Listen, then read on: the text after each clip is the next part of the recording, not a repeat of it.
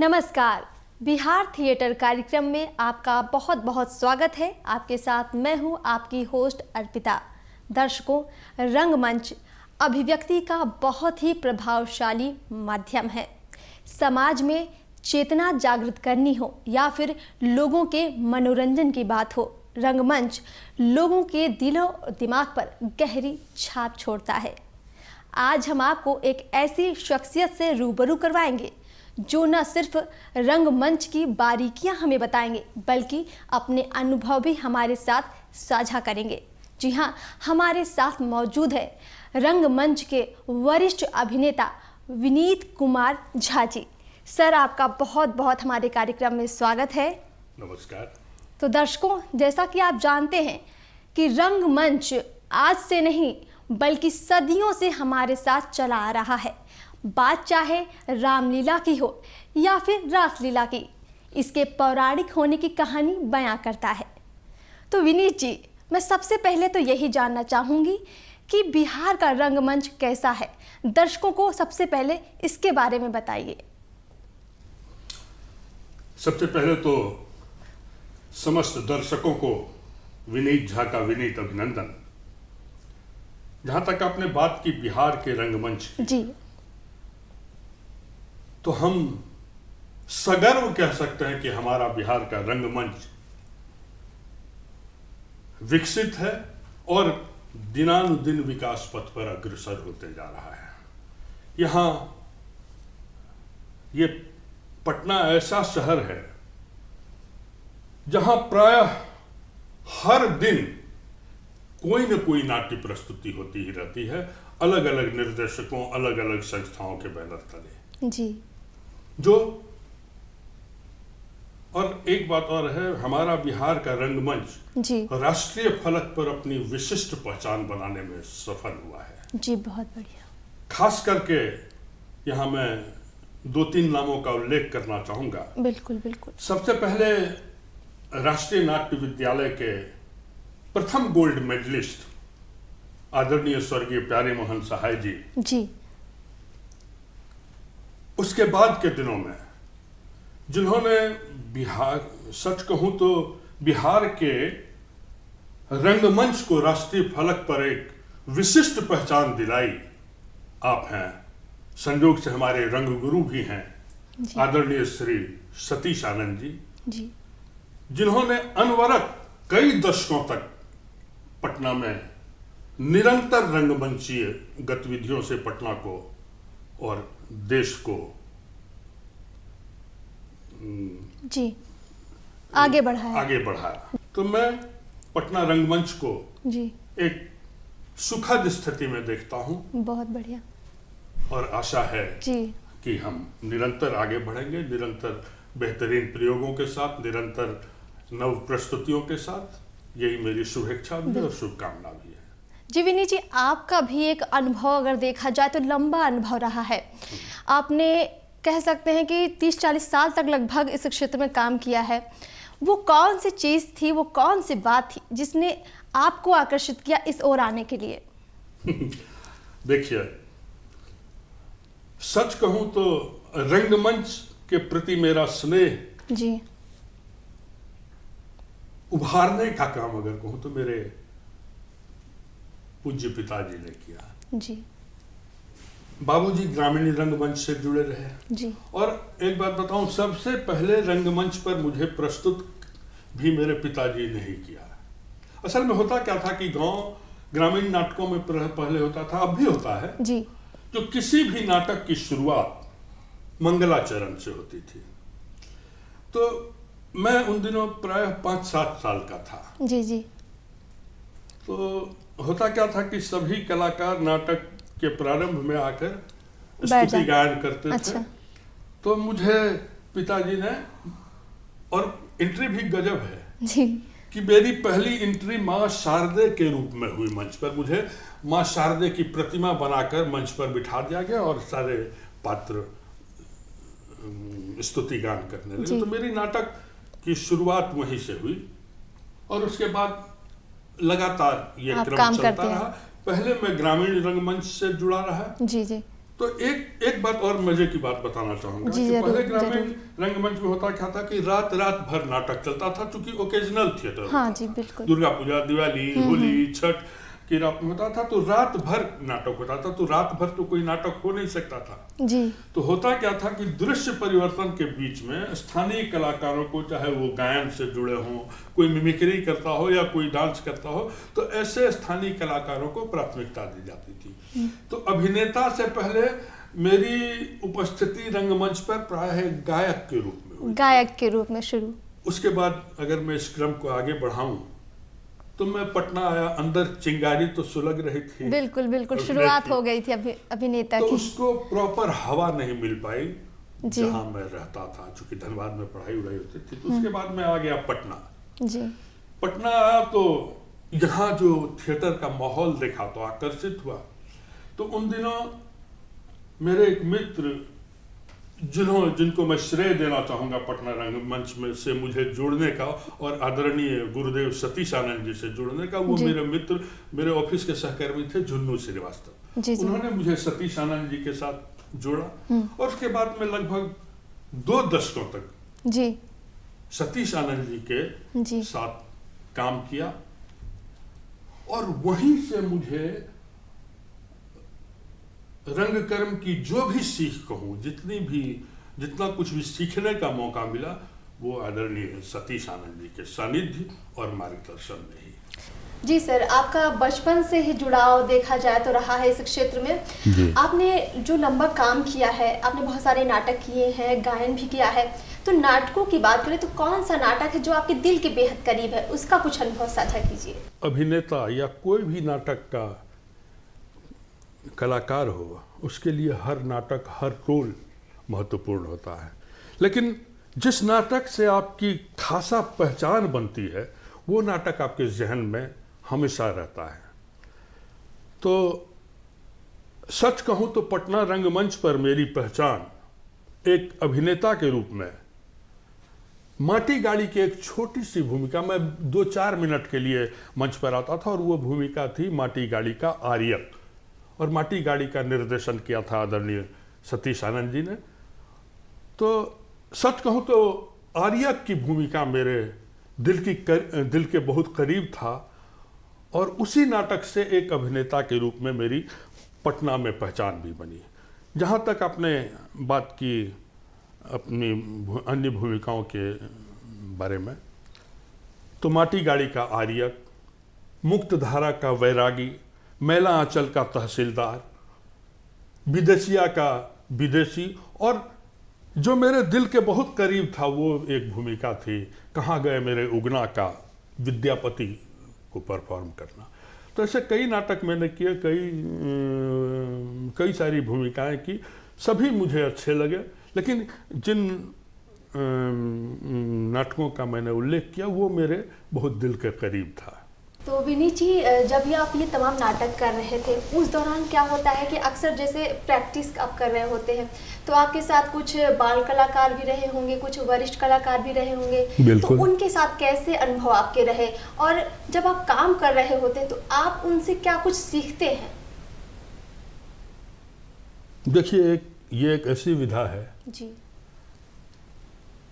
जिसमें प्रतिपल सीखने की गुंजाइश रहती है। आप बच्चे से भी सीखते हैं, वरिष्ठ से भी सीखते हैं, और ये सीखने का क्रम निरंतर बना रहता है। आप नित्य नया कुछ सीखते हैं, नित्य नया कुछ गढ़ते हैं। और थिएटर में तो खास के कहा जाता है कि आप जितना अधिक रिहर्सल करेंगे, जितने अपने आप को गहराई में उतरने का प्रयास करेंगे, आप में उतना निखार आएगा क्रमिक। तो रिहर्सल का इम्पोर्टेंस तो है ही, बिना रिहर्सल के तो संभव ही नहीं है। इसलिए मैं बच्चों से भी अच्छा, एक बात बताऊं, इसी क्रम में याद आ गया, जब मैं एक था गधा कर रहा था सतीश जी के साथ, तो उस समय एक छोटा सा बच्चा था परितोष शुक्ला, मैं उससे बहुत प्रभावित होता था। जो इतना छोटा बच्चा इस मैच्योरिटी के साथ वो अभिनय करता था। उन दिनों मैं नया था, मुझे बहुत कुछ आता नहीं था, तो मैं उसको बहुत ऑब्जर्व करता था कि वो कैसे करता है छोटा, तो मैं उससे भी बहुत प्रभावित था। बिल्कुल, तो ये ऐसा क्षेत्र है जहाँ बाल कलाकार हो या वरिष्ठ कलाकार, अगर आप सीखना चाहते हैं तो आप किसी से भी सीख सकते हैं। विनीत जी, इसी क्रम में मैं एक बात और कहूँगी कि आपने जो काम किया है, आपकी एक और ख़ास पहचान है रंगमंच के रंग गायक के रूप में जी। तो आप हमारे दर्शकों को कुछ गाकर सुनाइए। देखिए, मैं संजय उपाध्याय जी के साथ बाद में जुड़ गया। जब सतीश जी दिल्ली चले गए तो मेरा ये सौभाग्य रहा है कि मुझे 2 विशिष्ट रंग निर्देशकों के साथ काम करने का अवसर मिला, लगातार काम करने का अवसर मिला। आप हैं सतीश आनंद जी और दूसरे संजय उपाध्याय जी। तो जब मैं संजय उपाध्याय जी के साथ जुड़ा तो उनके साथ मैं विदेशिया करने लगा, और विदेशिया की लगभग 40-50 प्रस्तुतियाँ मैंने की देश के अलग अलग शहरों, और उसमें विदेशी की भूमिका करते हुए मैं एक बरहमासा गाता था मंच पे। तो उसके कुछ महीनों की वानगी मैं सुनाने का प्रयास करता हूँ।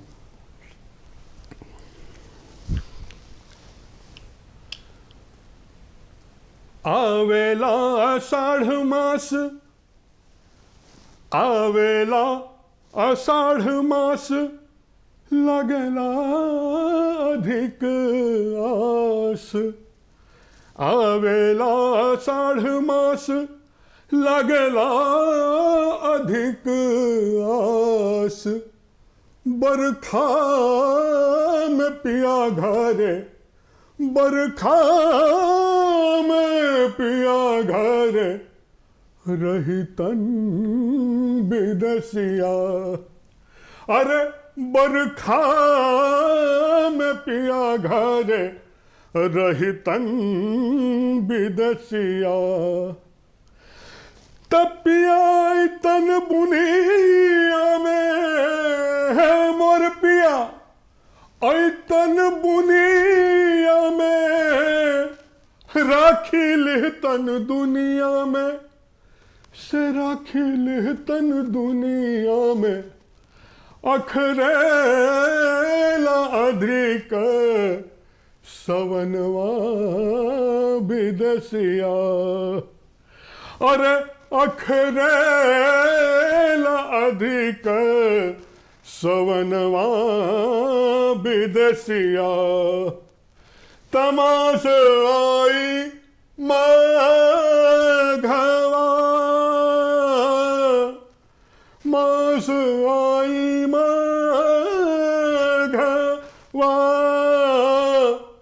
कपावेला गल हड़वा, हड़वा में जड़वा, हड़वा में जड़वा। समाई रे विदेशिया। त पलंग बासुनवा, पलंग बासुनवा, का कन्या यगुनवा से। पलंग बासुनवा, का कन्या यगुनवा से। भारी हा महीनवा फगुनवा विदेशिया। अरे भारी हा महीनवा फगुनवा विदेशिया। ये मैं 12 महीना का था, लेकिन अभी समय कम है तो कुछ महीनों का वर्णन मैंने किया तो सुनाया। बहुत ही शानदार आपने गाया और आनंदित हो गई मैं तो। धन्यवाद। जी बिल्कुल, आपकी पहचान तो बिहार से आगे देश दुनिया तक है। आपका काम बहुत ही शानदार रहा है, और इसी क्रम में जो ये आपका तमाम अनुभव है, हम चाहेंगे कि हमारे दर्शक उससे बहुत कुछ सीखें। आज का जो कलाकार है रंगमंच में आ जाता है, लेकिन कई बार बारीकियों से दूर रहता है। तो पटकथा से लेकर अभिनय तक क्या कुछ ऐसी चीज़ें हैं जो एक कलाकार को ध्यान में रखनी चाहिए? देखिए जी, कोई भी विधा हो जी, और खास करके जहां बात रंगमंच की हो, तो सबसे पहली आवश्यकता मैं मानता हूं ड्यू अनुशासन, ड्यू डिसिप्लिन। साथ ही आप जल्दबाजी ना करें। थिएटर जल्दबाजी का काम नहीं है। आपको पूर्वाभ्यास पर पूरा ध्यान देना चाहिए, दूसरी सबसे बड़ी आवश्यकता है किसी के लिए आपका उच्चारण दोष आप में ना हो, प्लस आपका निर्देशक नाटक का आपसे क्या चाहता है आपकी भूमिका को लेकर, तो उस पर आपकी गहरी पकड़ होनी चाहिए। आप जितना पूर्वाभ्यास करेंगे आपको ग्रेजुअली आपको खुद उसमें डेवलपमेंट दिखेगा। और मेरी मान्यता है कि वैसे तो दिमाग की आवश्यकता तो होती ही है किसी काम को करने के लिए, लेकिन दिल का जुड़ाव जब तक आप किसी चरित्र से पूरा का पूरा नहीं कर पाते हैं तब तक प्रायः आप भूमिका के साथ न्याय नहीं कर पाते हैं। तो दिल और दिमाग दोनों को खोलकर पूरी गंभीरता और सजगता से आपको पूर्वाभ्यास करना चाहिए, निरंतर अभ्यास करना चाहिए किसी रोल की तैयारी के लिए। ये मेरा भी प्रोसेस यही रहा है। मैं आपको बताऊं, जब मैं किसी नाटक का रिहर्सल कर रहा होता था तो स्कूटर या गाड़ी चलाते हुए भी उस डायलॉग को बोलता चला जाता था।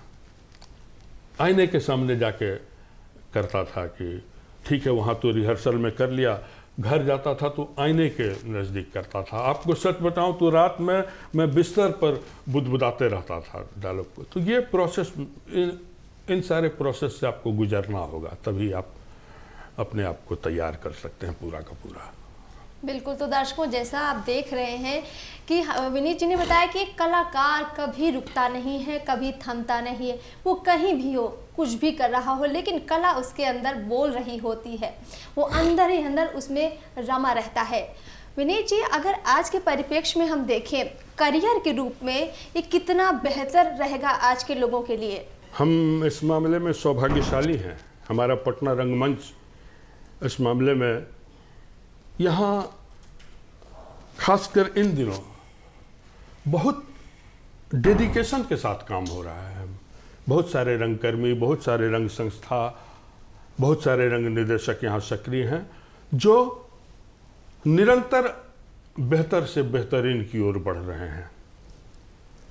यहाँ इस बीच में मुझे जो देखने का मौका मिल रहा है, पटना रंगमंच में एक से एक अभिनेता और अभिनेत्री हैं, एक से एक निर्देशक हैं।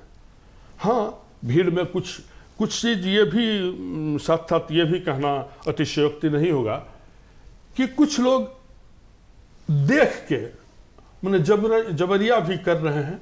अच्छी बात है, कर रहे हैं। तो एक तरफ जहाँ होता है कि बहुत अच्छी प्रस्तुतियाँ हमें देखने को मिलती है, तो वहाँ दूसरी ओर ये भी हो रहा है कि कुछ प्रस्तुतियाँ बहुत कमज़ोर भी रह जाती हैं। उसकी एक वजह सबसे ये है, मैं मानता हूँ, कि ऐसे लोग बहुत जल्दबाजी में रहते हैं। तो नाटक जल्दबाजी का चीज़ नहीं है। तो जैसा कि विनीत जी ने बताया कि जल्दबाजी की चीज़ नहीं है नाटक, इसमें बहुत ही धैर्य की ज़रूरत है और आपको ध्यान देने की ज़रूरत है कि अगर आप उसमें सच में करियर बनाना है तो आपको पूरे तौर तरीके अपने ठीक करने होंगे, अनुशासन में रहना होगा और तमाम बातें जो विनीत जी ने अभी अभी हमसे साझा की है उन पर ध्यान देना होगा। विनीत जी, अगर हम आज देखें तो पहले की तुलना में आज का रंगमंच कितना बदल चुका है और क्या पहले ज़्यादा बेहतर था या फिर आज हमने पहले की चीज़ों से सीखकर आज अपने आप को और बेहतर कर लिया है? देखिए, जहाँ तक पीरियड की बात है तो हर पीरियड की अपनी अलग अलग विशिष्टता रही है। ऐसा नहीं है कि पहले जो नाटक होते थे उस ज़माने में पार्शियन थिएटर हावी था और उसी स्टाइल में लोग नाटक करते थे। एक एक अभिनेता ऐसे होते थे जिनकी एनर्जी, उनका संवाद संप्रेषण मैंने देख के आप अभिभूत हो जाते हैं। धीरे धीरे दूसरी बात है, उन दिनों रंगमंच का तकनीक बहुत विकसित नहीं था। मुझे याद है कि मैं पेट्रोमैक्स की लाइट में नाटक करता था, लेकिन ऐसा नहीं कि उस समय का नाटक दर्शकों से नहीं जुड़ पाता था। आपको एक दृष्टांत में बताता हूँ। स्वर्गीय भिखारी ठाकुर जी, जिन्हें भोजपुरी नाटकों का शेक्सपियर कहा जाता था, वो नौटंकी शैली में नाटक करते थे अपने। लेकिन भिखारी ठाकुर के नाटकों को देखने के लिए जब कहीं भिखारी ठाकुर का शो लगता था या होना होता था तो आसपास के दूर दराज के गांवों से लोग बैलगाड़ी, ट्रैक्टर, जो भी उस समय साधन थे, उन हजारों की भीड़ आती थी। तो जरूर कुछ ना कुछ होता होगा ऐसा, तभी तो आते थे। तो उस समय के नाटक का अपना अलग तरीका था। बहुत धीरे धीरे धीरे धीरे धीरे नाटकों का विकास होता गया, तकनीक विकसित होते गया। जहाँ तक बिहार की बात करें तो जब सतीश आनंद जी यहाँ आधुनिक रंगमंच, कहा भी जाता है कि पटना थिएटर में सतीश आनंद जी आधुनिक रंगमंच के को स्थापित करने में उनका सबसे बड़ा योगदान रहा है। तो धीरे धीरे नाटक अच्छा, इधर के दिनों में देखता हूँ कि प्रयोग पहले भी होते थे और प्रयोग होना चाहिए, नित्य प्रयोग होना चाहिए। तो अभी प्रयोग धर्मी नाटक भी होते हैं, निरंतर प्रयोग हो रहे हैं, अच्छे अच्छे प्रयोग हो रहे हैं। तो इस बीच का नाटक पटना रंगमंच का मेरी मान्यता है कि दिनों दिन विकसित हो रहा है। बहुत अच्छे काम देखने को मिल रहे हैं यहाँ। कुछ तो ऐसे अभी डिजाइन को लेके ऐसा काम हो रहा है पटना में जो देख के कभी कभी अचंभित हो जाता हूँ। तो जैसा कि विनीत जी ने बताया है कि जो रंगमंच है वो लगातार विकसित हो रहा है, लेकिन कहीं ना कहीं जो है आर्थिक दिक्कतें सामने आ रही हैं, इन पर काम करने की ज़रूरत है। तो विनीत जी, अगर हम आज के दौर में देखें तो लोग किस तरह का रंगमंच ज़्यादा देख रहे हैं? माना कि आर्थिक दिक्कतें हैं, लेकिन फिर भी लोग इसमें काफ़ी इंटरेस्ट ले रहे हैं, लोगों की काफ़ी रुचि है। और सामाजिक चेतना की बात हो या फिर सामाजिक मुद्दों की बात हो, कुरीतियों की बात हो, काफ़ी रंगमंच देखने को मिल जाता है। लेकिन आपके नज़रिए में आज ज़्यादा रंगमंच किस तरह का लोग देखते हैं? मेरा मानना है कि अगर प्रस्तुति सशक्त हो, दमदार प्रस्तुति हो, तो किसी भी तरह का नाटक लोग देखते हैं। मनोरंजक भी देखते हैं, प्रयोगधर्मी भी देखते हैं, हर तरह का नाटक देखते हैं। और ये सुखद है हम लोगों के लिए कि पटना रंगमंच विविधताओं से भरा हुआ है। यहाँ हर तरह के नाटक होते हैं। जहाँ एक तरफ संजय उपाध्याय जी का विदेशिया और उगना भी लोग बड़े चाव से देखते हैं, तो और लोगों का नाटक भी देखते हैं। लेकिन एक चीज़ मैं संयोग से हूँ तो एक बात मैं कहना चाहूँगा कि किसी हद तक दर्शकों का जुड़ाव कम होता जा रहा है रंगकर में। दर्शक नहीं जुड़ पा रहे हैं। जो हम लोगों का जब दौर था तो लोग टिकट लेकर आते थे नाटक देखने, पूरा हॉल खचाखच भरा रहता था। लेकिन दर्शकों की कमी दिनानुदिन होते जा रही है। तो हम लोगों का प्रयास है कि दर्शकों को फिर से जोड़ा जाए। लेकिन जहाँ तक आपने प्रस्तुति की बात की, तो प्रस्तुति अगर सशक्त होती है, दमदार होती है, तो दर्शक देखते हैं और हर तरह के नाटकों को देखते हैं। चाहे वो लोक शैली का नाटक हो, चाहे रियलिस्टिक प्ले हो, चाहे प्रयोगधर्मी नाटक हो, लोग देखते हैं, बड़े चाव से देखते हैं। विनीत जी, बहुत ही कम वक्त बचा है, लेकिन हम चाहेंगे कि आप हमारे दर्शकों को अपने सबसे प्रिय नाटक या अपने गायन की कुछ शब्द सुनाए, कुछ डायलॉग सुनाए। देखिए, डायलॉग तो बताया कि मैं बहुत दिनों से नहीं हूँ, लेकिन जो एक रूल मैंने बताया था कि मैं विद्यापति की भूमिका करता था। कहाँ गए, पद्मश्री उषा किरण खान जी का लिखा हुआ ये नाटक था, कहाँ गए मेरे उगना। तो उसमें एक संवाद था मेरा। ज़्यादा समय नहीं है तो उसकी पृष्ठभूमि नहीं बताता हूँ, सीधे मैं संवाद पे आता हूँ।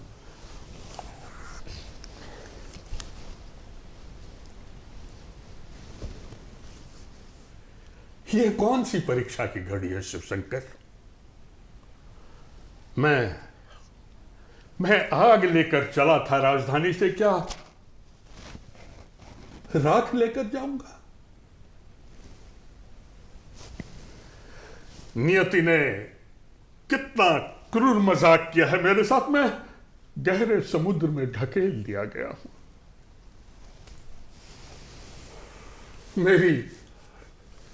मेरी बाहें अब थक गई है प्रभु, थक गई है। कभी कभी तो लगता है जैसे मैं रेत के सागर में घिर गया हूं। जल का सागर पार किया जा सकता है प्रभु, पर रेत का सागर पार करना मुश्किल है, बहुत मुश्किल है।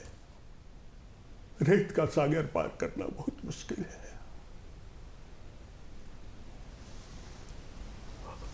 यार, जो थोड़ा बहुत था बहुत स्मरण बहुत में, वो बढ़िया। सुना दिया, अपने संवाद सुनाने को कहा एक था। क्षण के लिए बिल्कुल मंत्रमुग्ध हो गई थी आपके अभिनय से मैं और मेरी दिली इच्छा होने लगी कि मैं और ज़्यादा इस अभिनय को देखूं। और वक्त हमारे पास बहुत कम है, लेकिन आपने अपना इतना कीमती वक्त हमें दिया, इतनी महत्वपूर्ण हमारे साथ बातचीत की, हमारे दर्शकों को बहुत सारी बारीकियां रंगमंच के बारे में बताई।